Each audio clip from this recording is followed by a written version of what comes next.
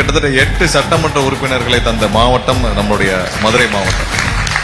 ஒரு கவுன்சிலர் 10 கோடி 15 கோடி சம்பாதிக்காத கீழே சம்பாதிச்ச ஒரு கவுன்சிலர் சொல்லுங்க. இதுக்கு அந்த ஒரு மாநகராட்சி இயங்கணும். 100 கவுன்சிலர் இருக்காங்கன்னா நீங்க சாதாரணமா 10ல இருந்து 15 கோடி பாத்தீங்கன்னா 2000 கோடி 1500 2000 கோடி சம்பாதிக்கணும். இந்த அப்புறம் மாநகராட்சி எங்க தாங்கும்? மொத்த பட்ஜெட்டே நீங்க இன்னைக்கு 4500 கோடி இருந்தால் மதுரை மாநகராட்சிக்கு முழுவதும் டிரைனேஜ் சிஸ்டம், சீவேஜ் சிஸ்டம் ப்ராப்பரா அடுத்த ஒரு 50 ஆண்டுகளுக்கு எந்தவித சிரமமும் இல்லாமல் கொண்டு வர முடிய திட்டம் 4500 கோடி இருந்தால் செய்ய முடியும். கடந்த 5 ஆண்டுல இந்த திமுக கவுன்சிலரும் மற்ற கவுன்சிலரும் சேர்ந்து சம்பாதிச்சது அதை விட அதிகம். அப்புறம் எப்படி மாநகராட்சி தாங்கும்? அதை எப்படி சரி பண்ண முடியும்?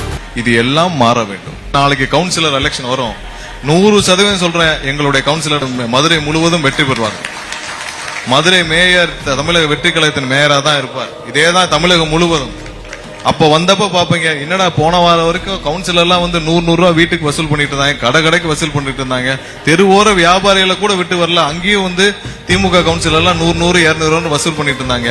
இப்ப யாருமே காசு கேட்டே வர மாட்டேறாங்க. உங்களுக்கு என்ன வேணும்னு கேட்கிற கவுன்சிலர் இருக்காங்கன்னு சொல்லுவாங்க. அதுதான் இன்னொரு 1 வருஷத்துல நீங்க பார்க்க போற உள்ளாட்சி தேர்தலுக்கு வரப்போற ரியாக்ஷன். மதுரை மக்களுக்கு கண்டிப்பாக அவர்கள் என்ன நினைத்து வாக்களித்தார்களோ அதை 100% நாங்கள் நிறைவேற்றி கொடுப்போம். அதுல எந்த மாற்று கருத்தும் இல்லை.